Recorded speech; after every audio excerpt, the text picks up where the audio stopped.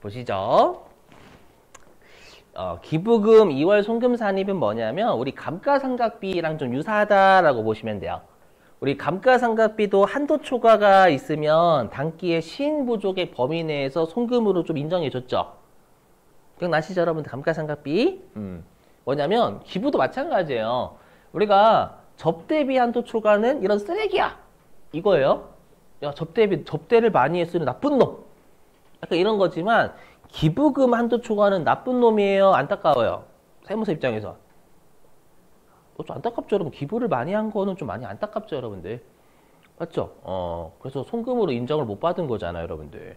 이해되세요? 그래서 우리가 기부금 한도 초과도 마찬가지로 나중에 한도에 네가 미달하게 기부를 하잖아요. 그러면 과거의 한도 초과를 단기의 한도, 기부금 한도, 범위 미달액 있잖아요. 기부금 한도 미달액 내에서 우리가 송금으로 인정을 해줄게. 아셨죠? 너 기부했는데 송금으로 인정? 과거에 못 받았으니까 앞으로 미달이 뜨면 송금으로 인정해줄게 라는 취지예요. 여기까지는 이해되세요? 그래서 이 화면 보시면 자, 전년도에 회사가 기부를 1,500원 했거든요. 1,500원 했는데 한도가 500원이에요. 한도가 500원. 그래서 한도 초과 1,000원이 나온 거예요. 알죠? 그럼 나중에 단기에 이렇게.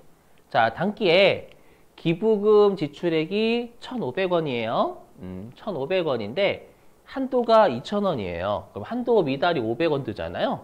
그렇죠? 미달이 또 500원이니까 그러면 과거에 너 기부 너무 많이 했지? 그 송금 인정 못 받았지? 올해는 500원 미달하게 했으니까 500원만큼은 송금으로 인정을 해줄게가 옛날 규정입니다.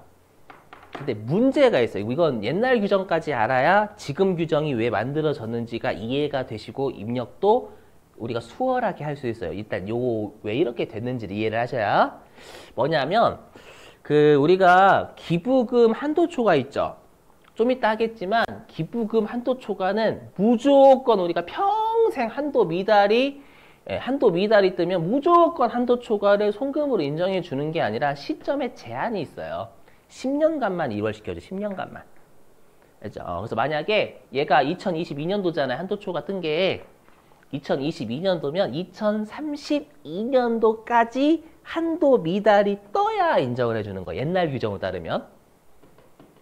그럼 여러분들 한도 미달 뜰 수 있잖아요. 아니죠, 여러분들. 우리가 우리가 기부를 많이 어디 갔지?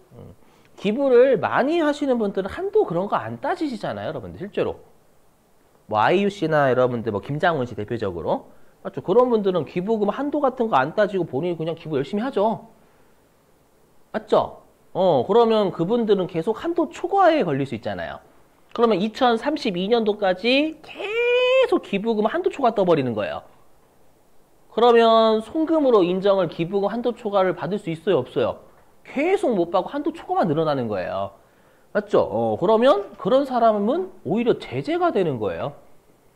이해되시겠어요? 그래서 과거에 한도 초과가 떴는데 앞으로도 계속 한도 초과가 되면 이 송금으로 인정을 못 받을 뿐더러 계속 한도 초과가 누적이 쌓이는 거잖아요. 이해되세요? 그래서 이런 것들을 방지를 해야 돼요. 무슨 말인지 이해되세요? 방지를 하기 위해서는 어떻게 해주면 되냐라고 하면은요. 보실게요. 자, 알고 계셔야 돼요, 여러분들 이거. 이해가 되시고 제가 설명하는 게 이해가 되셔야 금액도 입력이 가능합니다. 실기 때. 보세요. 그래서 어떻게 하냐면은요. 자, 보세요. 우리가 단기에 한도 미달이 뜰 수도 있지만 단기에 한도 초과가 뜰 수도 있죠. 그걸 안 봐요. 안 보고 무조건 이제 어떻게 하냐면요. 참 어렵죠, 여러분들 이거. 일단 보지 마시고 곧 설명할게요. 얘 설명하고 아래 거 해석할게요. 뭐냐면 단기에 무조건 한도만 있으면 무조건 과거의 한도 초과를 송금으로 무조건 인정해줘요. 송금으로 무조건 인정해줘요.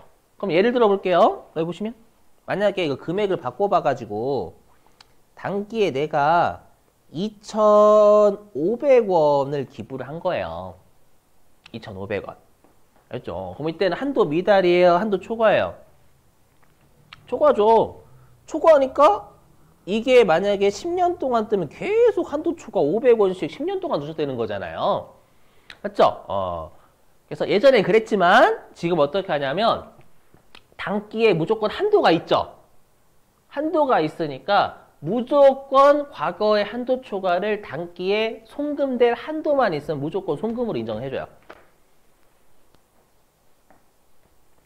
그러면 우리가 이 한도 초과 1,000원이 여러분 있잖아요. 근데 올해 송금될 한도가 2,000원이죠. 항상 한도가 송금될 한도죠. 그럼 송금될 한도가 2,000원인데 과거에 한도 초과한 걸 송금으로 인정을 해주면 한도가 줄어들 수밖에 없어요. 송금될 한도니까 송금될 한도인데 여기에서 한도 초과를 송금으로 인정해주면 이제 송금될 금액이 줄잖아요. 송금으로 1,000원 받는 거니까. 이렇게 무조건 과거의 한도 초과를 우리가 한도에서 여러분들 우리가 송금으로 인정을 해주는 거예요. 되시겠어요? 이렇게? 그래서 여기 있죠? 우리가 2월 된 기부금, 과거의 기부금 한도 초과를 우선 공제를 무조건 먼저 해야죠. 일바. 알죠? 그러면 여러분들 이 생각할 수 있어요. 그럼 선생님, 이게 뭔 의미예요? 뭐냐면 어떤 의미 없잖아요. 그럴 수 있죠, 여러분들이. 한도 초과는 분명히 이제 사라졌죠. 1,000원 송금 먹었으니까 올해 연도에. 맞죠? 근데 그럼 한도 초과 얼마로 늘어나는 거예요? 1,500원으로 늘어나는 거잖아, 여러분들. 500원이었다가 송금해서 1,000원을 먹었으니까 그럼 올해 송금될 금액 2,000원에서 과거의 걸 송금 먹여줬기 때문에 1,000원을 주는 거죠. 이해되세요? 그럼 기부금 한도 초과가 1,500원인데 이게 의미가 있나요? 라고 하시겠죠? 의미 있죠. 왜 있어요? 과거에는 이게 10년 동안 한도 초과가 뜨면 얘가 송금이 안 됐잖아요. 맞죠? 안 됐는데 지금 어떻게 해요? 송금 먹었죠? 먹었고 이제 다시 얘는 10년간 또 유율이 되잖아요. 무슨 말인지 되시겠어요? 그렇기 때문에 우리가 무조건 과거의 기부금 한도 초과를 단기에 송금으로 인정을 해주면 그 기간이 계속 연장이 되는 거예요. 2월 되는 기간이. 이해되시겠어요? 무슨 말인지? 그래서 무조건 여기 기부금 한도 초과를 우선 공제해줘요. 송금으로 인정을 해주고 그 다음에 남은 기부금 한도 범위네. 왜 남은 기부금이라고 하는지 되세요? 송금으로 먹었으면 금액은 줄어야 되는 거예요.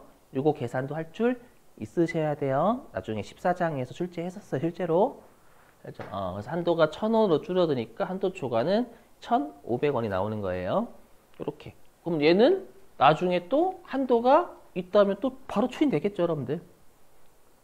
그래서 계속 시간이 연장이 된다라는 거예요. 이렇게 느낌만 가지시면 느낌만. 그렇죠? 보는 방법은 제가 설명드릴 거니까. 자, 보시. 딱. 그러면 이제 여기. 그럼 제가 아까 설명드렸지만, 기부금 한도 초과는 무조건 2월이 계속 되는 게 아니라 10년이다라고 했죠. 외워주셔야 돼요.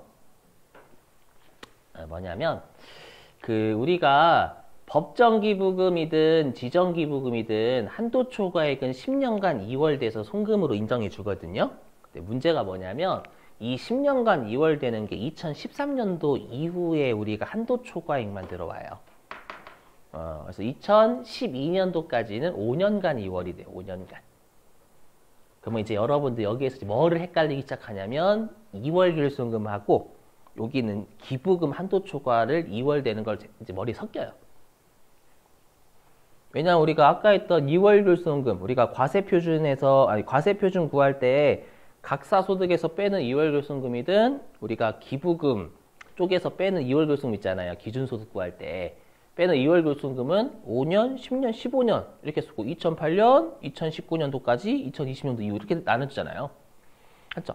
근데 여기 기부금 한도 초과는 10년간 2월이고요. 얘는 2013년도 이후부터예요. 맞죠? 힘드시겠지만 좀 보셔야 돼요. 출제를 최근에 낚시했거든요. 보시면 그럼 우리가 2012년도에 기부금 한도 초과는 몇 년도까지만 2월이 되는 거예요? 더하기 5니까 2017년도까지만 2월이 되는 거죠. 그러면 올해에 한도가 있더라도 절대 못 빼요. 이미 끝났어, 얘는. 끝났고. 그 다음에 2013년도에 기부금 한도 초과는 몇 년간 2월? 여기 대입하면 10년간 2월이니까 2023년도까지 2월이 되기 때문에 우리 입장에서는 뺄 수 있겠죠. 올해 한도가 있으면. 되세요? 그래서 우리한테 의미가 있는 건 2013년도 이후에 발생한 한도 초과액만 의미가 있다라는 거예요. 이게 괜찮아진 거예요. 작년도에는 여러분들 사람 난리 났어요. 작년도에는 2022년도니까 2월 교수연금 2012년도 거, 기부금 한도 초과는 2013년도, 그러니까 둘 다 뺐어요. 둘 다 실기용으로. 근데 지금 어떻게 다 2월 교수연금도 우리 2013년도 이후에 발생한 것만 뺄 수 있잖아요.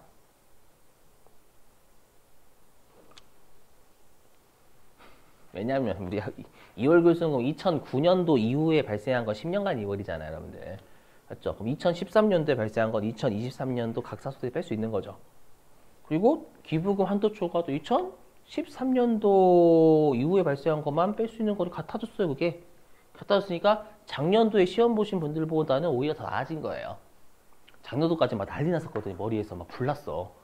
알죠? 근데 이게 통일했어. 2013년도 이후에 발생한 지정 기부금 한도 초과액하고 2013년도 이후에 발생한 2월 교수연금만 우리가 뺄 수 있다라는 실기는 같아진 거예요.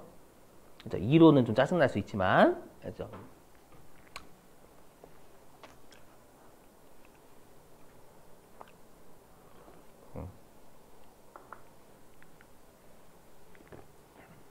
자, 됐습니다. 자, 이제는 실기 입력하는 방법 좀 설명 좀 할게요. 어떻게 하지? 그냥 같이 하겠습니다. 보시죠. 자, 요게 제가 이게 바뀐 지가 1년도 안 됐어요. 아까 특례기부금, 일반기부금 바꿨죠? 요거 작년도에 프로그램 바뀌어가지고 이렇게 했는데 갑자기 이게 3월 8일인가? 그때 바뀌어가지고 제가 이걸 못했어요, 여러분들. 좀 죄송해요. 그래서 이거를 최근 용어로 돌려버릴게요. 제가 여기다가. 알죠?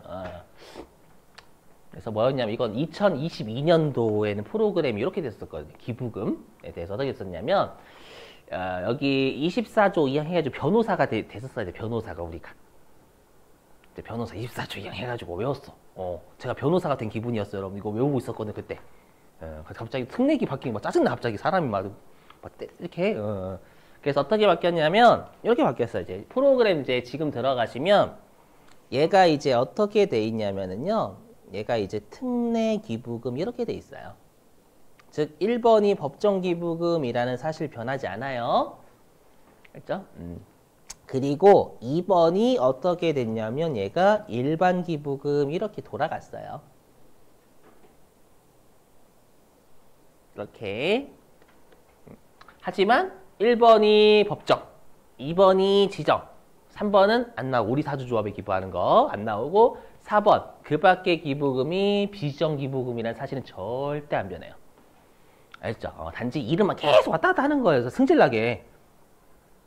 갑자기 승질 안 날까 여러분들? 여러분들 지금이야 그러시겠지만 2024년도에 또 개정된 세법 공부하고 그러셔야 되잖아요. 관련 직종 가시면 세법은 꾸준하게 공부를 강제적으로 할 수밖에 없어요. 개정이 자꾸 되니까. 너무 짜증나요. 승질나. 승질나고 세법의 역사를 말고 있어. 그래서 막 나중에 할 때 과거에는 제가 했었을 때는 이 용어였는데 막 읽고 있어. 뭐 하는 거예요? 꼰대인가? 막 이렇게 생각하는 거예요. 역사를 막 들먹이고. 아무튼 그래서 1번 법정, 2번 지정, 4번 비정 외워주시고 아셨죠? 그리고 기부금은 무조건 접대비도 우리 불러오기 기능 활용했죠. 기부금도 무조건 불러오기 기능을 활용하시면 돼요. 문제가 있어요. 뭐냐면 우리가 좀 이따 하겠지만 불러오기를 누르잖아요. 불러오기를 누르면 컴퓨터가 전부 다 지정기부금으로 세팅해서 다 가지고 와요. 아셨죠? 그건 좀 외워주시길. 지정기부금을 세팅을 다 해버려요. 그럼 여러분 방법이 있죠? 하나하나씩 입력하는 방법도 있어요. 만약에 법정기부금이 얘 클릭하고 하나하나씩 입력하는 방법. 그죠? 그거는 비추, 노가다. 차라리 얘 다 불러오는데 차라리 얘만 클릭해서 돌리는 게 낫죠. 그렇죠? 그래서 만약에 불러오기 했는데 다 지정기부금을 들고 올 거거든요. 그럼 여러분들이 보시고 지정기부금이면 얘 내버려 두시는 거고 혹시라도 법정기부금이면 얘를 1번 클릭해서 바꾸고 얘가 만약에 비정기부금이면 4번 클릭하시면 된다라는 거예요. 오케이? 그 정도 하실 수 있어야죠, 여러분들. 그죠? 자, 근데 문제가 있어요. 문제가 뭐냐면 우리가 비지정기부금은 걸면 컴퓨터가 알아서 비지정기부금의 세무 조정을 해야 된다라는 사실을 밑에다 적어줘요. 뭔지 아시죠? 밑에다 적는 거. 그죠? 하지만 주의하실 게 이거 뭐야? 주의하실 게 뭐냐면 어음기부금 있죠? 어음기부금, 우리 어음기부금 있잖아요. 여러분, 송금불산 유보거든요. 왜냐, 우리 시험에는 회사가 올해 기부금철이에요. 세법은 만기가 내년도여가지고 송금불산입이고 귀속시 차이가 유보 나와요. 그렇죠? 이거는 컴퓨터가 절대 안 걸어줘요. 절대. 그렇죠? 그래서 어음기부금 여러분들 반드시 송금불산입을 미리 하셔야 된다라는 거예요. 유보로 찾아가지고 어음이라고 치셔가지고. 그 다음에 또 중요한 게 뭐냐면 우리가 저가양도하고 고가매의 의제기부금은 컴퓨터가 안 가지고 오겠죠. 당연히 회사가 장부에 기부금 처리 안 했을 거 아니에요. 하지만 세법상 의제기부금은 여기에 여러분들 이건 직접 입력을 하셔야 돼. 컴퓨터 안 불러오니까. 하시고 심지어 고가매의 의제기부금은 자산을 줄이는 마이너스 유보의 세무조도 있잖아요. 이것도 컴퓨터가 안 걸 거예요. 그렇죠? 안 거니까 얘도 별도로 걸어주셔야 된다라는 것도 강조. 물론 저가양도 의제기부금이면 세무조는 없다라고 했었죠, 여러분들. 그거까지.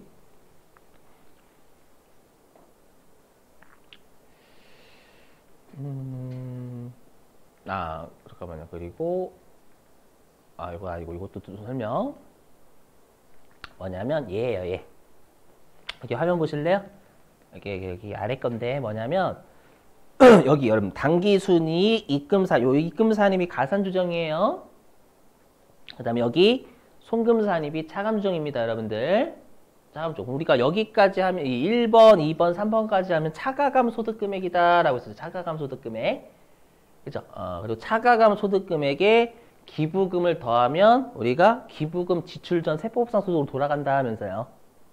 그죠? 그래서 여기 5번이 기준소득금액 구하는 거예요. 기준소득금액. 예. 그럴 때 주의하시게 보시면 여기 활성화되어 있어요? 막혀 있어요?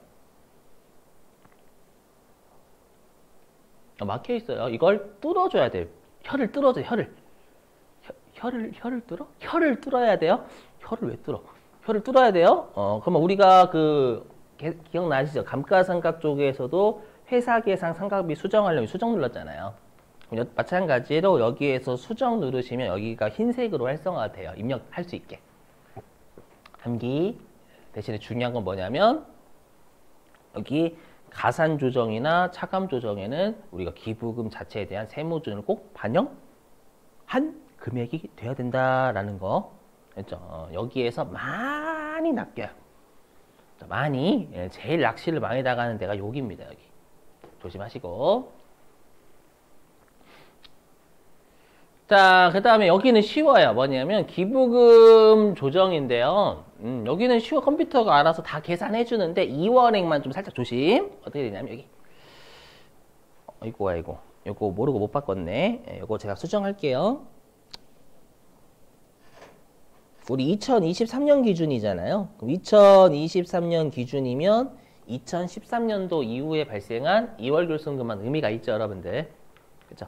그래서 2월 결손금 문제 주면 여기 2월 결손금에 넣어야 될지 안 넣어야 될지는 여러분들이 연도 줄 거니까 판단하셔야 되고요.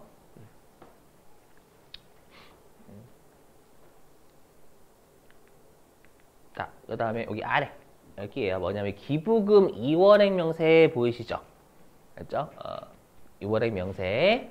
이건 뭐냐면 아까 했던 기부금 2월액이 기부금 한도 초과 2월 시켜가지고 송금 산입하는 거 있잖아요. 걔에 입력하는 메뉴예요. 자, 그럼 어떻게 입력하는지 보셔야 돼요. 네, 보시면 자, 여기에다가는 기부금 2월이 발생한 사업연도를 넣어요.